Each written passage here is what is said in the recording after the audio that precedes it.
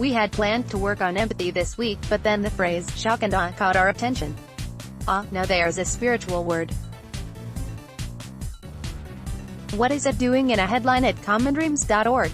The term surfaced again during Now with Bill Moyers when he played a report from CBS Evening News Pentagon correspondent David Martin. Briefly, shock and awe refers to a military strategy that could be used in the threatened U.S. war on Iraq. According to one Pentagon plan, on the first days of the war, the U.S. would put on a massive display of firepower, showering Baghdad with 300 to 600 cruise missiles, more than used during the entire First Gulf War. This would so shock and awe the Iraqis that they would immediately lose the will to fight and surrender. Although the term may be new, this is what the U.S. did by dropping atomic bombs on Japan at the end of World War II.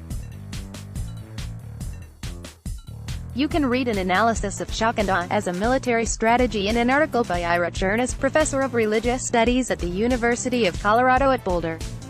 Our concern here is what shock and awe says about living in wartime.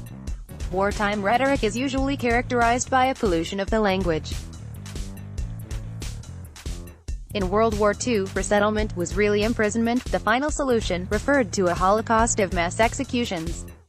In recent conflicts, civilian casualties are called collateral damage. Destruction of water supplies and roads become targeted attacks on the military infrastructure. Bombs dropped from high altitudes are surgical strikes. Now the planned destruction of a city populated by millions of men, women, and children sounds like a video game titled Shock and Awe. Looking at the meanings behind texts, including those popping up in the newspapers, is part of the search for meaning and purpose in wartime. So this week, let's examine awe, and the other word often associated with it, reverence. Reverence is one of the 37 spiritual practices in the alphabet of spiritual literacy. There are slight differences in the definitions of these words. From the American Heritage Dictionary, awe, a mixed emotion of reverence, respect, dread, and wonder inspired by authority, genius, great beauty, sublimity, or might. Reverence, a feeling of profound awe and respect and often love, veneration. In some, awe can mean dread brought on from a display of might. Reverence is about respect and love. Imagine what would happen if any country decided to shock the world with its reverence.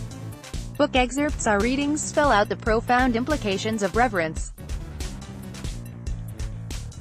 Paul Woodruff on reverence as an ancient virtue. Woodruff has discovered by studying the ancient Greeks and Chinese that reverence is a foundation stone of a healthy society, especially when it defines the relationship between leaders and the people. Why? Because it grows from a deep understanding of human limitations, and it keeps human beings from trying to act like gods. Abraham Joshua Heschel on reverence as a salute of the soul. Heschel, the great Jewish theologian, sees reverence as an essential element of the pious life. In every event there is something sacred at stake, he notes. We must be ever alert to see behind the appearance of things a trace of the divine. Spiritual practices. Thomas Berry, an eco-philosopher, sets our intention for practice this week. Every being has its own interior, its self, its mystery, its numinous aspect. To deprive any being of this sacred quality is to disrupt the larger order of the universe. Reverence will be total or it will not be at all. Our recommended practices for this week involve reflection and action to reinforce total reverence. First, reflect upon your own state of reverence. What awes you? Reverence is a way of radical respect. What does it mean for you to respect all peoples? How do you express your reverence for the whole creation? Second, use a gesture to express your